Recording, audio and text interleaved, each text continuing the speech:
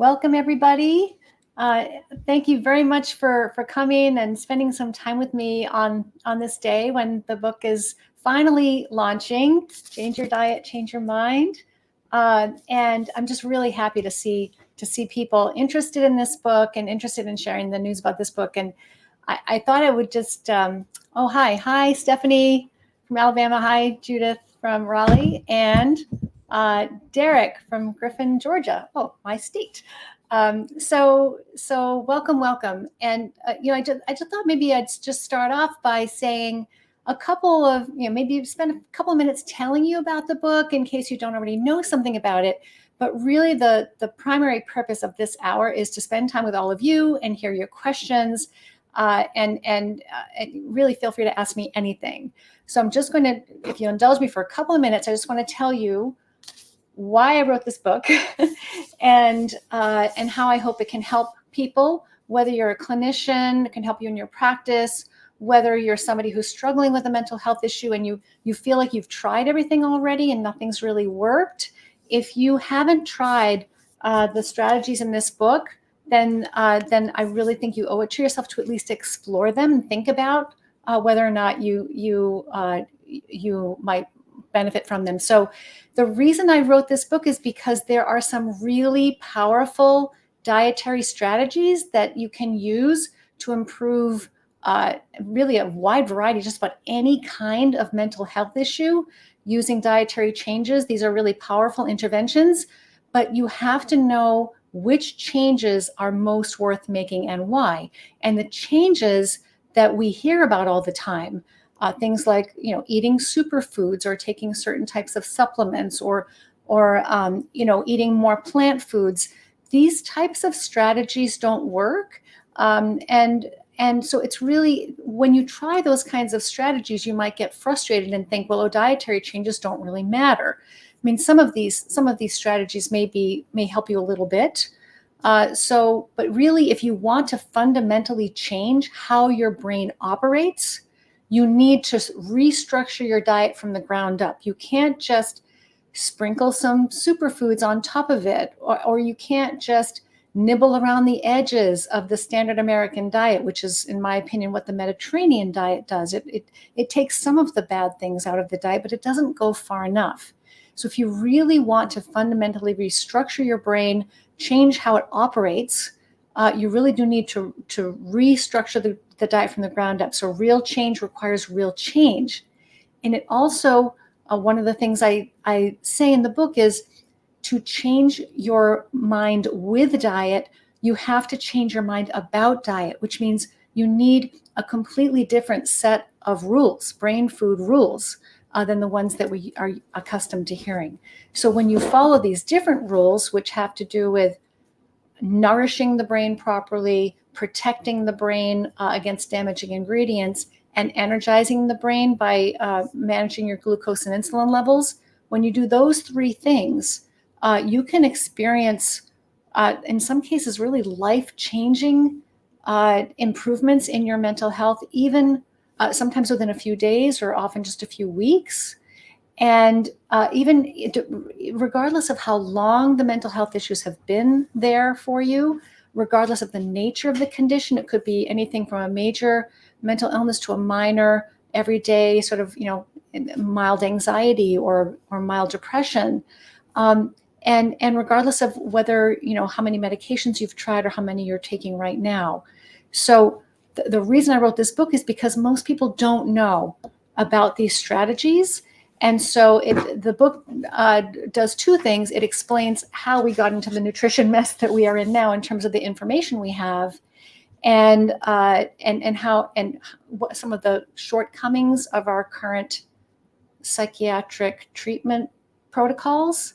And then the other thing it does, the whole second half of the book, is really about, okay, what can you do about it? What is the information that you will find useful and that does make sense and that can work?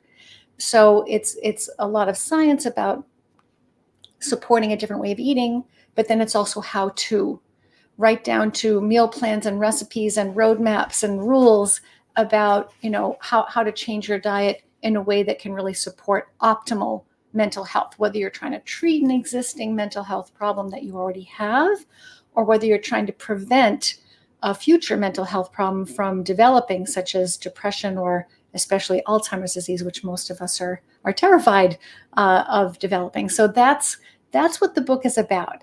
And so I want to take a look through. I want to take a look through the comments, for questions that people have, and I also want to see. It's really, really great to see so many people entering comments into the chat, so that I can. Everyone's really engaged and interested in the topic. So thank you so much, all of you, for coming. I think we have more than 300 people signed up for this live stream, and it's very heartwarming, because to spend the day alone today on when the book is launching would have been just sad. So let me just take a look here and see what we've got. I've got a couple people helping me today in the background that you won't necessarily hear them, but they're there. Is Tori Hepperman and Amanda Guisbon. They are helping me with manage the live stream, and then my partner Susie, who had a lot to do with putting this book together, is here to help me manage some of the questions and technical issues and some of the illustrations that we might find useful to put up. So you might hear me talking to them from time to time. So what I was going to say is to Tori is, any questions that are coming right up that you think I should jump right onto. I've got over here, I've got the comments. This is my first live stream, so bear with me. Let's see. Hello. Looking forward to evidence. Just got my book today. Curious your thoughts on the importance of omega-6 versus omega-3 in fats when in ketosis. That's a good one. Yep, we can start with that one. What we should do is, just before we dive into the individual questions, I think it maybe to set the tone of the conversation and make sure that people know that there's more than one kind of topic to talk about, is this question of, does everybody with a mental health condition need to follow a ketogenic diet? I think that's a great place to start, because this book does have a lot of information in it about how ketogenic diets work and how people have been helped by ketogenic diets, the history of ketogenic diets, how they change brain chemistry. It actually walks you through the differences of how your brain works differently when it's in ketosis versus when it's not in ketosis. And it even has one of the diet plans as a ketogenic diet plan. But it's not just about ketogenic diets. So, and I really, that was important to me, make sure that it wasn't just a book about ketogenic diets, because I know for a lot of people out there, ketogenic diet is a non-starter. A lot of people can't even imagine a life with without certain types of foods in it. And so I wanted just to make, and not everybody needs to follow a ketogenic diet. So I put several plans in the book with different places for people to grab onto, depending on what your goals are and what your preferences are and what you feel ready to try. So I think I want to make sure that that people understand that there are a variety of strategies in the book. There's lots of ways you can improve your diet that have nothing to do with ketosis. And so I really just didn't want people to think, well, if I can't do a ketogenic diet, then I might as well not bother changing my diet at all. Because, just about any change you make to the standard American diet, so-called standard American diet, is going to be a wonderful step in the right direction. And I want to help you, show you which steps are the ones that are really worth your time. So, okay, so that's our kind of leader question. Now I'm just going to scroll through. Let's see. Oh, good. Thank you very much. Put this question right up. Is it safe for a 16-year-old to implement this diet strategy? Todd. Thank you, Todd.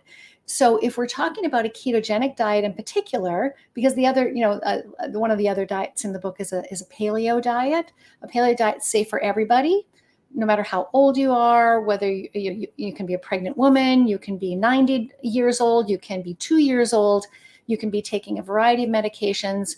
A paleo diet is safe for everybody and doesn't require really any special medical supervision and doesn't have any side effects. But ketogenic diets, I'm assuming that's what you're asking about, a ketogenic diet, there are special rules for people who are still growing. So, such as somebody who's 16. And the reason why is because the way that ketogenic diets are built, depending on how you put it together, if it doesn't have enough protein in it, or it doesn't have enough calories in it, then it will not be safe for somebody who's still growing. And there are different types of ketogenic diets out there, different ways that people put them together, and some of them are just too strict and too limited in protein and too limited in calories to support optimal growth. We don't want any stunting of growth going on. So I'm not a child psychiatrist, and so everybody I treat is basically 18 and older. But when parents ask me, or when teenagers ask me, what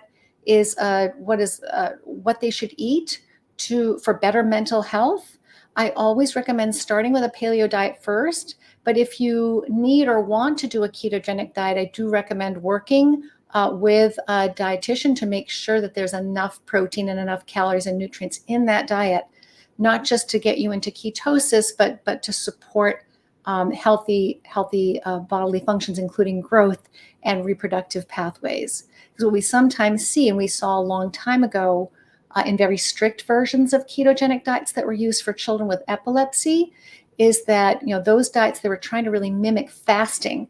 So they were trying to get ketone levels very high, and they were really trying to minimize carbohydrates and protein to get those ketones up into that very high range to mimic fasting and stop seizures.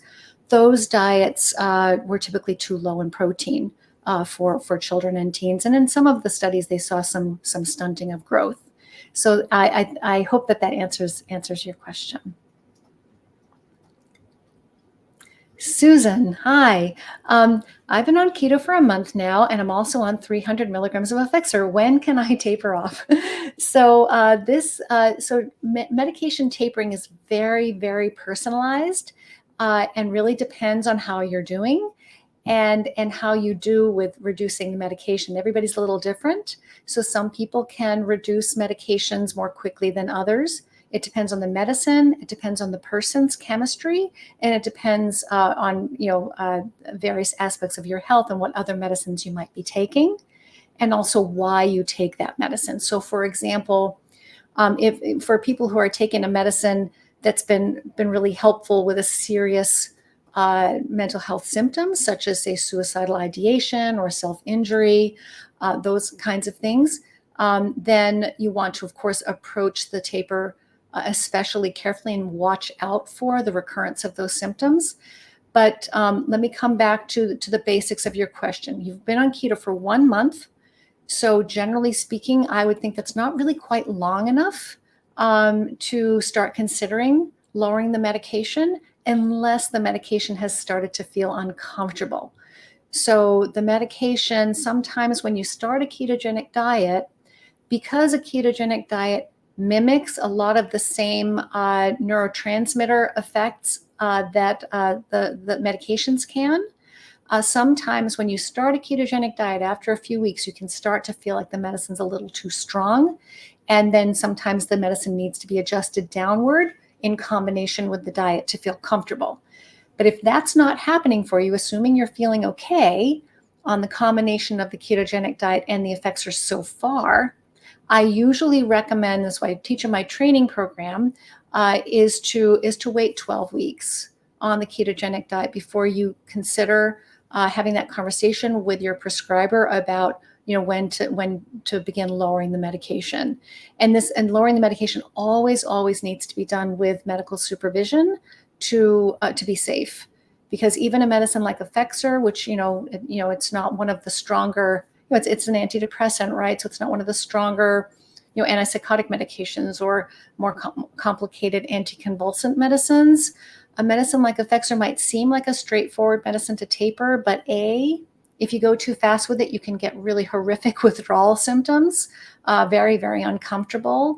And the other issue is that the tapering has to be tailored to the individual's circumstances and history and medical and psychiatric circumstances. So there's no one right answer to your question, but I just thought it would help maybe to sort of give you the big picture, which is it's personalized. B, it's complicated, and C, in most cases, I would wait at least 12 weeks before you start to have that conversation with your prescriber. So I hope that those answers help. Jonathan, what are the best tactics to use to encourage someone who's struggling to try a keto diet? Oh yeah. So it can be hard. It can be really hard to start a ketogenic diet. It's hard to, even sometimes when people are excited about getting it started, it can be hard to stick to, of course. So if I wanted to encourage someone who's struggling to try it, it would really depend on what is it that they're having trouble with? Why is it that they're struggling with it? Is it because of social issues, like other people in the family or at work or in their lives are not supportive, and that's feeling uncomfortable? Is it because of addiction to certain types of processed foods or sugars or starches that are making it hard to start the diet? Is it because they don't have all the things in place they need, like access to the right kinds of foods and kind of everything all set up strategically so that it makes it easy, and they haven't planned properly, and so they're having a hard time with the structure of the diet, and they don't have the right foods around when they get hungry. So sometimes poor planning can be an issue. And sometimes it's that when people are starting the diet, it doesn't feel good at first. So a lot of people consult with me and say, I tried a ketogenic diet and it didn't work for my mental health problem. And 9 times out of 10, it's one of two issues. It's either that they weren't checking ketones and they weren't in ketosis, and so they didn't get any benefits. Not that it always works, but it works for a lot of people. But the other really very common issue that I run into in my work is that people didn't stick with the diet long enough because it didn't feel comfortable in the beginning. So when you're thinking about your tactics to encourage somebody who's struggling, you really want to figure out what is it that they're struggling with. So if they're getting a lot of keto flu symptoms like headaches or dizziness, or sometimes those issues are just because there wasn't proper electrolyte supplementation, not enough salt and potassium in the diet to support the keto adaptation phase, which can be a little uncomfortable until the body and brain find their new equilibrium. And sometimes it's just troubleshooting electrolytes. Sometimes they're not eating enough fat. Sometimes they're not well prepared, as I said before. And sometimes the medications need to be tended to. They can make you feel uncomfortable if you start a ketogenic diet on certain medications and they're not adjusted properly. That can feel uncomfortable too. And then food addiction, I think that ultra-processed food addiction is a major hurdle for so many people. So I think it depends really on what people are struggling with. Hi, Cindy, too. I'm curious your thoughts on the importance of omega-6 versus omega-3 in the fats when in ketosis. Yeah, so this is such an interesting question because omega-6 and omega-3 fats, so these are long chain, they're very long fatty acids that are very fragile, and they're very special. They serve special roles in the body. They're really not meant to be fuel. Most of the fat in our diet is a little bit shorter than these omega-3s and 6s, and they're not as fragile, and they're not as crooked. These are kind of crooked, fragile, polyunsaturated fatty acids. So and they serve special roles in the brain and body. So, and we do need a source of these in our diets because we can't make them ourselves. So so the omega-3s and omega-6s, the ones we're looking for are EPA and DHA are the omega-3s that we're looking for, and the omega-6 we're looking for is arachidonic acid. So those are the ones that the brain and body use. So when you say that you want to know the importance of omega-6 versus omega-3 in fats when in ketosis, these fats are just as important on a ketogenic diet as they are in any other kind of diet. They are essential. And the omega-3s and omega-6s that we need are the ones that come from animal foods. So DHA, EPA, and arachidonic acid come only from animal fats. You can also find them in algae, but we can't we can't eat algae and extract the fats from algae. So you have to take a special supplement where where the fats have been extracted. So in terms of a whole foods diet without supplements, if you're trying to get your DHA, EPA, and arachidonic acid needs met, the best way to do that is with animal foods or with an algae-based supplement. So these are just as important on a ketogenic diet as on any other kind of diet. So when in ketosis, they're still important. So I hope that answers your question, Cindy. The Healing Blossom. Oh, yes. Hi, I recognize you. In your book on the topic of nightshades, you mention your nightshade sensitive patients can't tolerate the nightshades with low level of alkaloids. I personally have this sensitivity and can't tolerate nightshades. Did you know there are gene variants that cause a sensitivity to cholinesterase inhibitors? I did not know that. I do know quite a bit about the nightshades, but I did not know about this gene variant. So you're expanding my mind, which is always a good thing. So I'll look into that.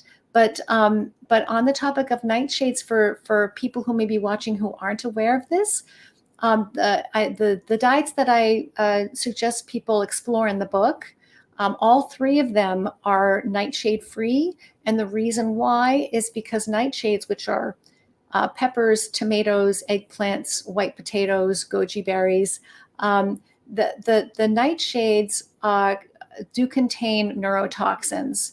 And these neurotoxins are acetylcholinesterase inhibitors. Basically, they interfere with an enzyme that helps your nervous system run properly. So if you're looking for optimal mental health, I recommend, for the most efficient and best results is to at least start off by eliminating the nightshades from your diet to see if that's part of what's been bothering you. So in my patients, what I'll often see with nightshade sensitivity is actually in their peripheral nervous system. So they'll have sort of tingling or pain or a burning sensation is very common. Burning sensations in the feet, especially the soles of the feet. If your feet get hot, especially the soles of your feet get hot, that sometimes can be a clue to nightshade sensitivity. Also, if people get heartburn, headaches, and kind of feel irritable. So there's not a lot of research on nightshades and mental health, but stands to reason that a plant that defends itself with neurotoxins could certainly be irritating your nervous system, including your brain. So that's why I recommend that people be aware of those and avoid them, at least in the beginning, to see if that's part of the issue for you. Vito Tara Cancelaro, beautiful name. What blood ketone level is best for therapeutic effect? I get highest ketones with fasting. Oh, fantastic. So this is probably the number one question I'm asked in my training program and by my patients. The answer is it depends. It depends on who you are. It depends on your metabolism. It depends on the medications you're taking. It depends on how old you are. It depends on your metabolic health, lots of things. And we really don't have enough research yet to be able to give a clear answer to this question that would apply to everybody. So what I'll tell you is what I notice in my clinical practice, and I'll tell you what the research studies have shown so far. So what I notice in my clinical practice is it varies a lot. So I have some people who don't need to be in ketosis really. I mean, they can have pretty low ketones. Most people would say that being in ketosis begins at a blood ketone level or blood beta hydroxybutyrate level of 0.5 millimole on a blood meter. So you're just edging into ketosis at that point. And for some people, that's all that really needs to happen is they've just lowered and stabilized their glucose levels, and they don't necessarily need to make a lot of ketones to feel better. But what I have noticed, and over the years working with lots of people, is that most people seem to do better if they're somewhere between 1 millimole and 3 millimole most of the time. Some people need, to be on the higher end of that range. Some people just need to edge over 1, maybe 1.2 or 1.5.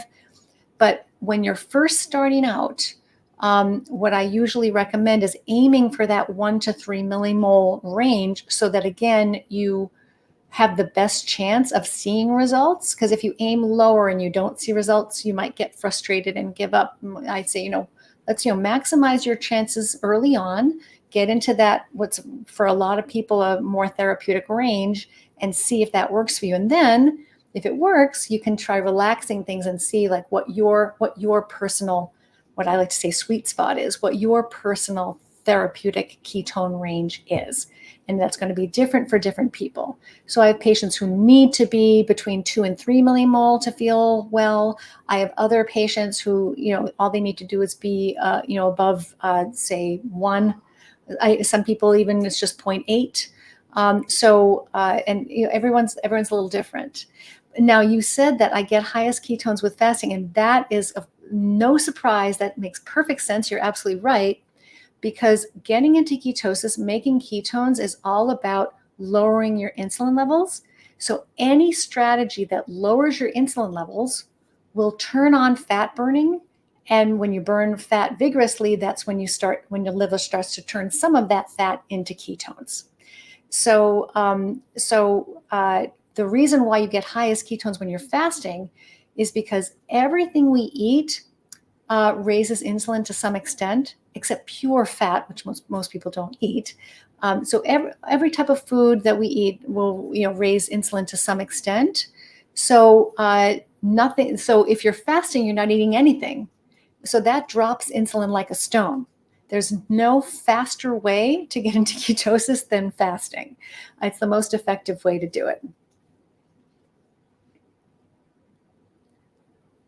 M. Young, hi. Do you touch on autoimmune, gut inflammation, autism, or anything like that in your book? Yes. Yes to all of those things. So there's a lot of information in the book, not just about mental health, but about physical health. And the reason for that is that it's all connected. Brain's part of the body. And also because there's such a strong connection between gut health and brain health. So, and autoimmune health. So for example, when I first became interested in this topic was when I was trying to solve some of my own health problems using dietary changes, and a lot of that had to do with some gut health issues that I was experiencing at the time, some symptoms of IBS. And so my initial interest in nutrition was partly to try to understand better food sensitivities and the relationship between food and gut health, just for my own personal selfish reasons. So yes, I do talk a lot about which foods are gentlest on the gut in the book, and which foods are most irritating to the gut, because I think that's really key. So many of the immune issues that we have and the brain issues that we have start in the gut, because the gut is your first line of defense. So when food comes in to your body and is traveling through that tube, and when it's in the tube, in the gastrointestinal tube in your digestive system, if it's in your intestines, it's still not really inside your body. It's still outside your body in this tube. But then the lining of that tube and the cells that line the intestines, that's your first barrier, your first defense mechanism. And it's the cells of the intestine. They're very intelligent, and they decide what is going to be absorbed and what's going to stay in the tube and keep moving along. They decide what comes into your body and gets absorbed. So if there's anything wrong, if you're eating foods that are damaging that gut lining, then the wrong molecules could get into the bloodstream, which can then aggravate the immune system. And then the wrong molecules can circulate through the brain's circulatory system and even irritate the blood-brain barrier, which is designed to protect the brain from potentially risky substances in the bloodstream. And I do talk specifically about autism, both in the chapter. There's a chapter called The Plant-Based Brain. The plant-based brain walks people kind of through the development of the brain in the first 1,000 days of life. So part of that chapter is about brain development, and I talk about some of the risk factors for autism there in terms of if not having the right nutrients available at the right time. And then I also talk about autism in the ketogenic diets chapter, because we walk through all the different studies in human beings where ketogenic diets have so far been shown to have some promise. And there have been 3 studies in autism and some case reports as well, some really nice case reports showing that ketogenic diets do show promise for children with autism. So yes, we talk about all those things in the book.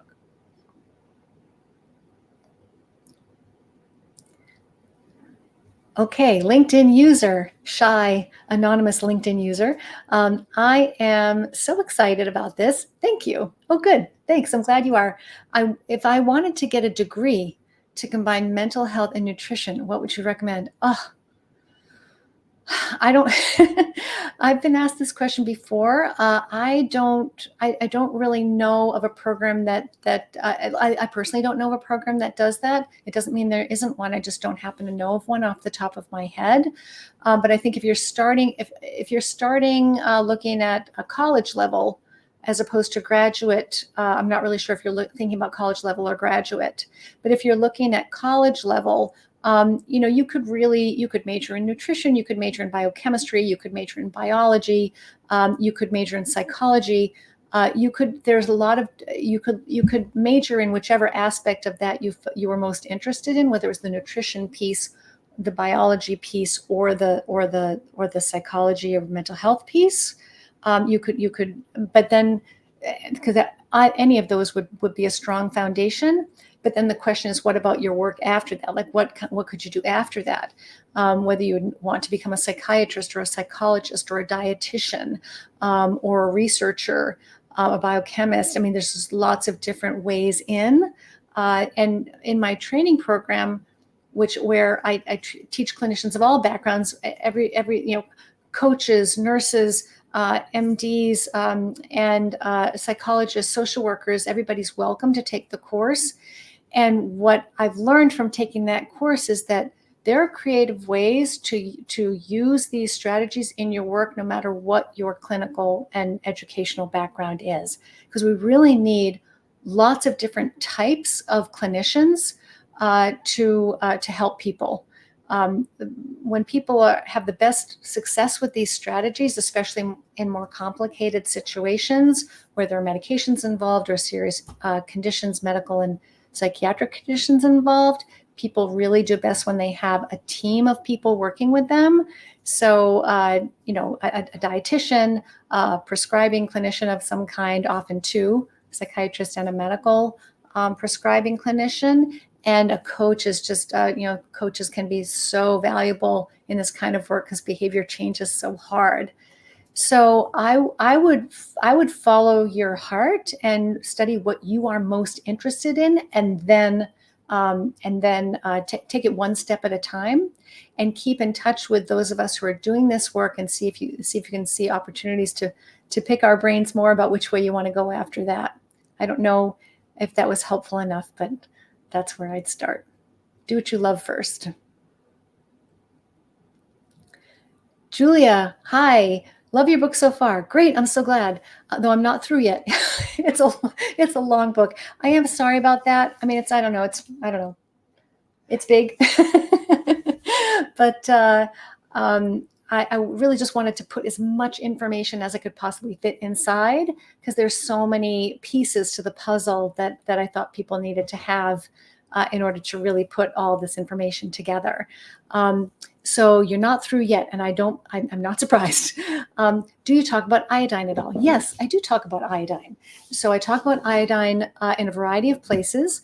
One place I talk about it is in the chapter on, there are chapters on different food groups. So there's in the fruits and vegetables chapter, as well as in the grains, beans, nuts, and seeds chapter, I talk about foods that can interfere with iodine processing, absorption and processing, and the creation of thyroid hormone, which is why we need iodine. So we need iodine to make thyroid hormone. And so we've got some foods that it can interfere with that process. I also talk about iodine in the plant-based brain chapter, because iodine is crucial to brain development and to the development of intellectual capacity and IQ. And so if you're trying to, prevent learning disabilities and that sort of thing, iodine is critical. So and then there's this whole section in the back. There's an appendix in the back of the book that is all about that runs through all the different nutrients.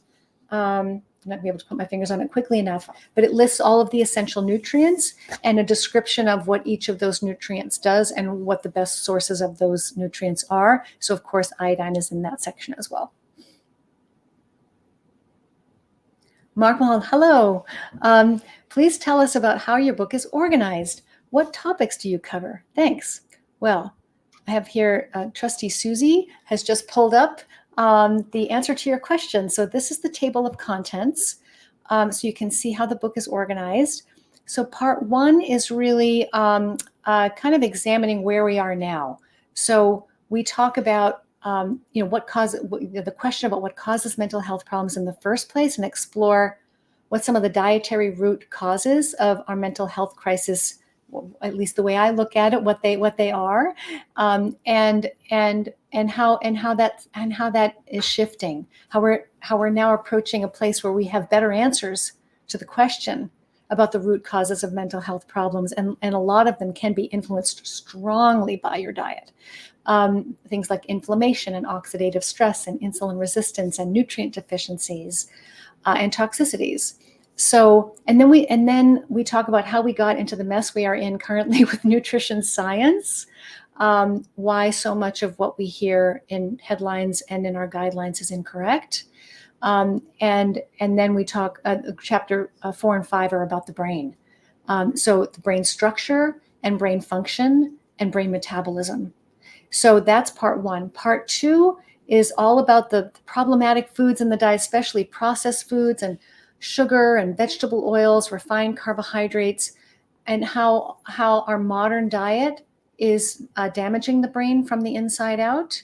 And then the very last chapter in part two is about ketogenic diets for mental health, and why it is that ketogenic diets can be so uniquely and powerfully therapeutic for such a wide variety of mental health conditions. So the first part of all the other chapters in part two explain how it is that we've been damaging the brain by eating the wrong way, and how it is that the ketogenic diet can repair that damage. The third part is all about food. So each chapter has its own food group. There's a chapter about meat and eggs and dairy, fruits and vegetables, so going through the different types of the different food groups. And then there's a whole chapter about superfoods and the antioxidant myth, and why you can't and should not pin your hopes, your mental health hopes, on superfoods like blueberries and dark chocolate and red wine and broccoli sprouts and things like that.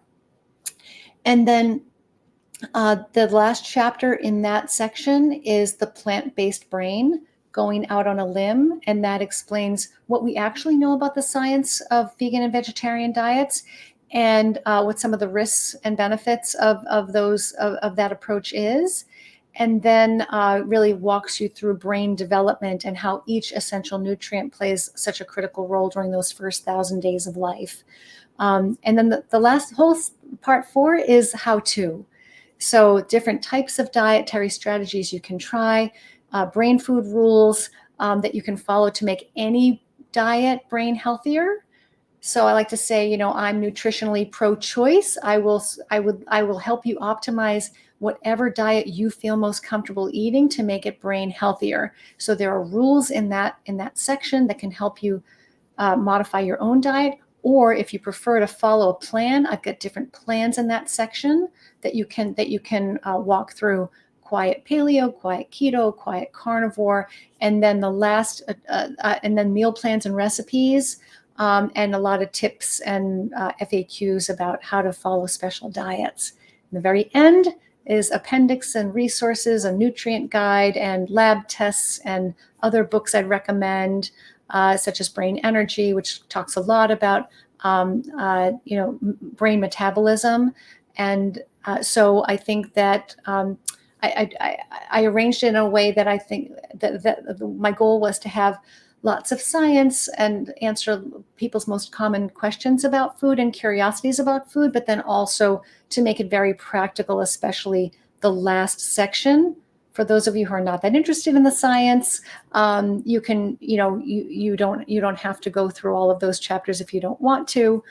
There's a plan in the back in part 4. One of my friends said, some people just want to be told what to do. So that's what I did in part 4. Okay, next question, please. Elizabeth, hi. Can anyone take your training course, or is it only for physicians, psychiatrists, medical professionals? Okay, great question. So until just a few months ago, I would have said only clinicians could take the course, because I was only teaching it in live small groups of clinicians and of different backgrounds, because I wanted to have a clinician-only space for clinicians to be able to be vulnerable and share, their struggles with patients and so forth without feeling, self-conscious, and also that we could start the course at a particular level where everybody at least had some clinical knowledge and experience. But what I did not too long ago, I think in the fall or late summer, was I started offering the course offline to people, so you can a recorded version of the course that at a much lower price as well. So that people who are interested in taking the course who are not, if you're not a clinician, that is a version of the course that you could take. So that is available now. And we're working on, in the next month or two, we're going to work on try to make that even easier for people to access. So stay tuned for that. But yes, you can, if you're willing to take it offline, you can certainly take the course if you're interested. Hello, Mark again. Oh, no. Craig. Hello, Craig. Thoughts on artificial sweeteners and preservatives and sugar-free sports drinks? Okay. So I'm not a fan of artificial anything, really. I mean, I think that we really don't have a good understanding of how these factory-made chemicals affect us in the long run. It's not that I'm a purist about it. I work with patients who use them, and if they find them important to making other dietary changes that are really, really important, if that's what's going to get them. If that's what's going to make the diet more sustainable for them and more enjoyable for them, then yes, you have to choose your battles.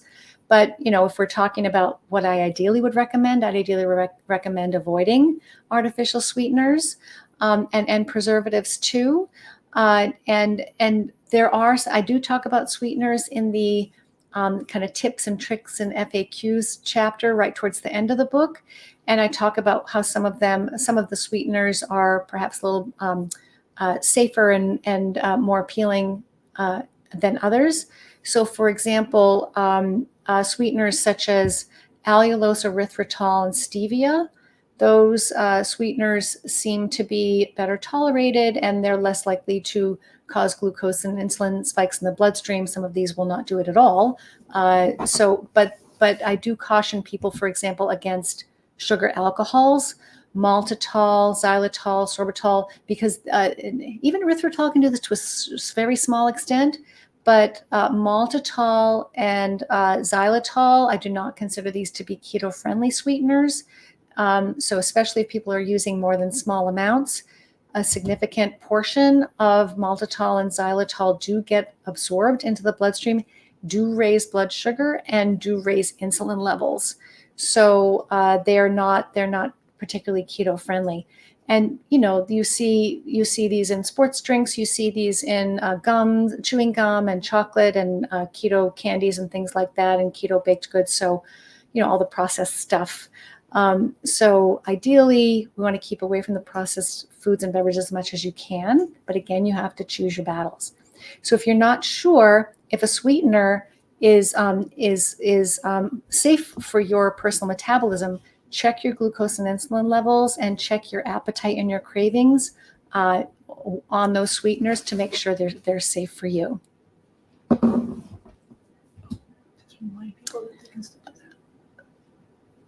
Yeah, and oh, by the way, don't forget, if you're interested in entering the drawing for the signed copy of the book, just drop you have to put right in the comments section the hashtag change your diet, change your mind. Just drop that right into the comments if you want to be part of that drawing, which we're going to do right at the end, which is coming up in about 10 minutes already. Boy, this is going by really fast. We'll have to do this again. So let's see. Catherine, hi. Keto carnivore helps with my reward deficiency syndrome. I love that expression. Are you seeing good results for ADHD?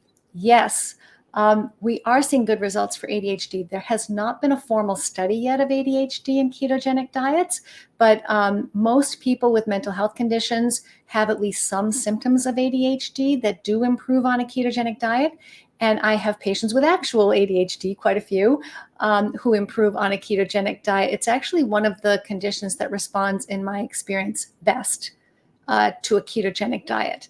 I absolutely do see good results there. I have patients who are able to skip their stimulant medication when they're in ketosis, for example, or at least lower their dose. And some people who've been able to go without stimulants at all, if they're able to kind of faithfully follow a ketogenic diet. Next question. Amy Lindbergh, what does Georgia eat? Oh, it's a moving target. So for a long time, I mean, for many years, I have eaten a low plant ketogenic, mostly meat ketogenic diet. At some points, I have eaten a very strict carnivore diet with no plants at all. I've done that for long periods of time and felt amazing. That is not what I'm doing right now, although I am kind of heading back in that direction because I did feel my best eating that way. Right now, it's about a 95% most days carnivore with a few plant foods sprinkled in, the ones that I happen to tolerate best. But again, I am leaning more towards carnivore more and more as I get older. Cindy, hi. Do you think that too much meat, exclusively meat diet, can be detrimental? I saw my HbA1c go up, but didn't notice any of my previous anxiety or negative thoughts come back. So might the blood sugar response be different while just eating meat? Oh, that's interesting. Your HbA1c went up. So I think one of the things I do in the book is there's a whole chapter on carnivore diets. And carnivore diets, it really depends on how you construct them. They can have different effects on your blood sugar, your insulin levels, and your ketone levels, depending on what you're eating and how much. So, for example, it is possible to eat an all-meat diet and still have blood sugars that are not optimal. They won't go above 120, but they might not be optimal. And also, you may not be in ketosis if you're eating if you're quote unquote overeating a carnivore diet. And some people have a lot of difficulty regulating their metabolism if they're including dairy in a carnivore diet, because dairy can raise insulin and insulin-like growth factor levels and have other kinds of hormonal effects too, and cause inflammation and that sort of thing. And that's all in the book as well, in the dairy and eggs chapter. So it really depends on how the carnivore diet is constructed. What's nice about what you're saying is that your anxiety and negative thoughts have improved on a carnivore diet, and that's fantastic. So I don't know how high your HbA1c was or whether you're using a glucose monitor to check your actual glucose levels, but I would recommend that to make sure that they're not going too high. But if you're otherwise feeling well, you may not need to change anything. It depends on the details. Next question. Regis, hello, hi. Hi to Brazil. So what is your experience with people in long-term ketosis, especially women and hormones, sex hormones and thyroid? Thank you. I see really good results in women long-term on ketogenic diets. Again, so long as the diet is properly constructed. So these diets can be really miraculous in terms of stabilizing and normalizing reproductive hormone patterns. That we know this for a lot of reasons. People's periods, if you're having irregular periods, or if you have polycystic ovarian syndrome or infertility, switching to a ketogenic diet can reverse PCOS. normalize, stabilize reproductive hormone levels, and normalize the menstrual cycle. So, and can help people with fertility who haven't been able to get pregnant. So we know that a ketogenic diet is really healthy if it's properly constructed, really healthy for hormonal health. So I don't have any concerns long term, as long as people are getting enough protein and nutrients. Because if you're not getting enough protein or you're not eating enough nutrients in your diet, not enough protein, calories, nutrients, then the reproductive system will start to shut down, because it's going to sense that there isn't enough nutrition coming in, and it's going to then prioritize other things, and it's going to say, well, it's not the right time to get pregnant now. We don't have enough resources coming in, so we're going to shut down the reproductive cycle for a little while until things look better. And I've seen that in a few women over the years who have followed a version of the ketogenic diet that is too strict. If it's too low in protein or too low in calories, too low in nutrients, you will see that happen, but that will not happen if the diet is constructed properly. And thyroid, what we tend to see is you might see thyroid hormone level go down, but usually do not see symptoms of hypothyroidism. And what we think is going on there is that, and the TSH stays relatively normal. What we think is going on there is that thyroid hormone is working more efficiently on a ketogenic diet, so you don't need as much. So what you want to pay attention to is the TSH and any symptoms of hypothyroidism, as opposed to just noticing a reduction in the circulating thyroid hormone level on a ketogenic diet. Next question. Sheila, hi. Can you discuss the importance of getting your salt, electrolytes, and sunlight right when using ketosis? Yes, this is extremely important. Electrolytes, especially when you're first starting a ketogenic diet, especially in the early weeks, it's very important to supplement electrolytes. The most important one is sodium. The second most important one is potassium. And the third most important one is magnesium. Some people, all they need to do is the sodium. A lot of people find adding potassium is very important and useful as well. And some people also need to add magnesium. And the reason why electrolytes or supplementation is important, especially when you're transitioning, is because when you're shifting into ketosis, your insulin levels are falling. And when your insulin levels fall, your body naturally lets go of excess fluid that it's been holding on to. High insulin levels from a standard diet cause fluid retention. So you'll lose some fluid in the beginning, some water, but the kidneys can't let go of water without also losing some sodium along with it. Some sodium follows the water out.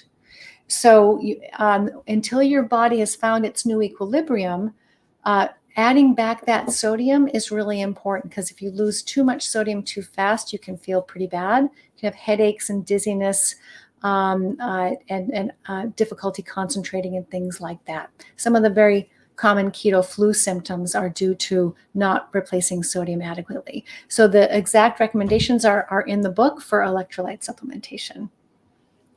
Yeah. And so, oh, by the way, if you're looking for somebody to help you with a ketogenic diet, because anybody out there with a mental health issue who's considering a ketogenic diet, please do seek out professional support to consult about your medical issues, your psychiatric symptoms and your history, your medications. Please work with somebody who knows something about the ketogenic diet to make it a safe and comfortable experience for you. So there's the directory that's just flashing up now on the screen.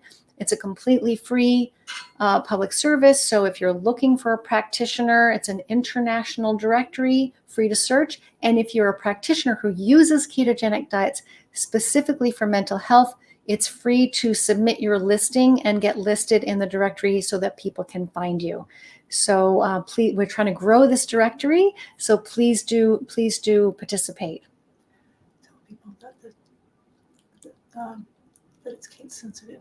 If they didn't do the I'm getting a message from my assistants here that the comment that you need to put in to be eligible for the drawing for the book change your diet, change your mind. So hashtag change your diet, change your mind is case sensitive. So capital C, capital Y, capital D, etc. And if it isn't put in that way, unfortunately, apparently it's not going to work. So if you put it in a different way, please hop on now, hop back on and put it in the way that it's listed here on the screen, because we will get that drawing going in a couple of minutes. This time is just flying by. Anne Louise, hi. Are there results for people with schizophrenia? Also, if the person is not obese, does the diet work as well to reduce some? These are great questions. So yes, there are results for people with schizophrenia.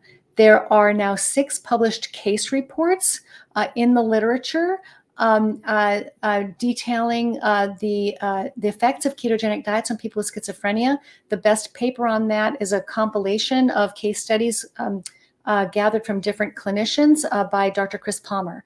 And then there's also, I co-authored a paper in 2022.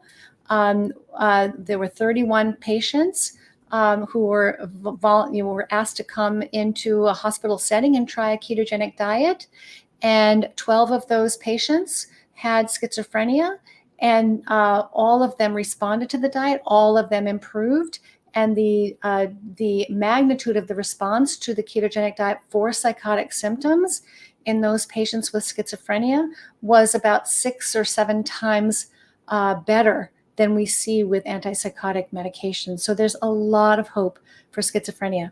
And if people are not obese, does the diet work as well? We don't have enough information to be sure whether people without obesity are less likely to respond to the diet, but I can tell you, and there's stories in the book, I can tell you that I've had people with perfectly normal weight and sometimes even slender, sometimes even athletes who respond very, very well to a ketogenic diet. So you don't have to be overweight. And this is really important, a point. I'm glad you raised it. You don't have to be overweight to benefit from a ketogenic diet, because a ketogenic diet is not just about weight loss. And you can even gain weight on a ketogenic diet depending on how you construct it. And there are some case reports, fascinating case reports in anorexia of this occurring. But the ketogenic diet is really, it's a metabolic intervention that fundamentally changes your cells' operating systems throughout the brain and body, numerous benefits that have nothing to do with weight loss. So, release date in Australia. Somebody's asking about the release date in Australia. I heard on Twitter today somebody saying that the release date wasn't going to be until February 14th. When I'd written to my publisher, Yellow Kite in the UK, who is the distributor for Australia and New Zealand, and India and South Africa as well, and other Commonwealth and the Commonwealth territories, I thought I'd understood her email to mean that the book would be simultaneously released on January 30th in Australia and New Zealand. So I don't know what's happening there, but I'll certainly write to her and ask. So I apologize if there's been any delay in accessing the physical book in Australia and New Zealand. I'll see if I can learn more about that. Okay. So we are coming to the end of the hour, so we do need to run the giveaway. Are we ready to get that going now, Tori?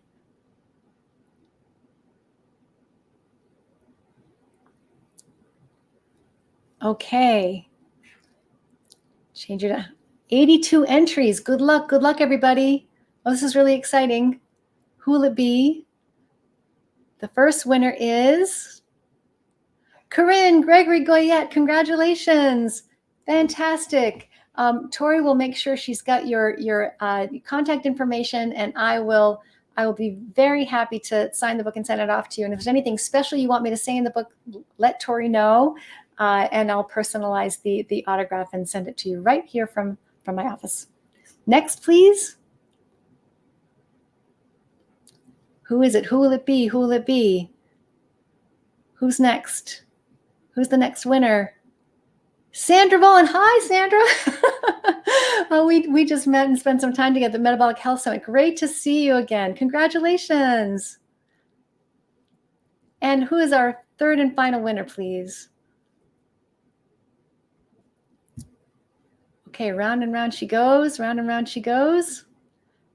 Din Solly or Dine. I hope I'm pronouncing your name correctly. Congratulations. I'm looking forward to sending all of you the books, and thank you very much for your interest in this project. And I really do think we'll have to do this again because it's been so much fun and it just flew by. Thank you. So, and if you'd like to, if this was really fun for you, we have an amazing, really special live stream event coming up at 8 p.m. Eastern tonight. So 2 hours from now on the Homestead How YouTube page, which is run by Kerry Mann Jr., amazing guy who follows a carnivore diet. Dr. Anthony Chaffee is going to be on. This is a 3-hour live stream with me, Kerry Mann, Dr. Anthony Chaffee, Dr. Tony Hampton, and some people with special guest lived experienced panelists who are going to share their mental health success stories on a diet on carnivore diets and perhaps even other types of ketogenic diets. And this 3-hour session will include more time for questions for all of us.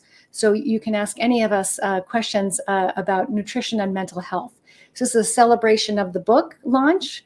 And it's also to raise awareness about the documentary that Kerry Mann is producing about carnivore diets for mental health and other types of special diets for mental health conditions. And it's called Healing Humanity. So please join us on that live stream as well for as much of that time as you can. At least drop in if you don't have all 3 hours. It's going to be really special. So I hope to see some of you there as well. And thank you very, very much for sharing this special hour with me. It's made it feel a lot less lonely and a little less anticlimactic. And I really look forward to hearing what you think about the book and whether you're finding it useful. And please, if you read the book, please leave an Amazon review. It would help us so much to reach new audiences, readers who don't know anything about these topics. If they see that the book has been useful to you or that you found it interesting, that really helps, as you know, so much. So I'd really appreciate even dropping a sentence or two in a review or a short video or a photo. Please help us that way, that help us spread the word to more people who need to get this information. Thank you very much. All right. Are we wrapping up then? Oh, okay. All right. So thanks, everybody. I look forward to connecting with you in other ways very soon. Look for another live stream and come at 8 o'clock tonight if you've got the time. Thank you. Have a good night, everybody.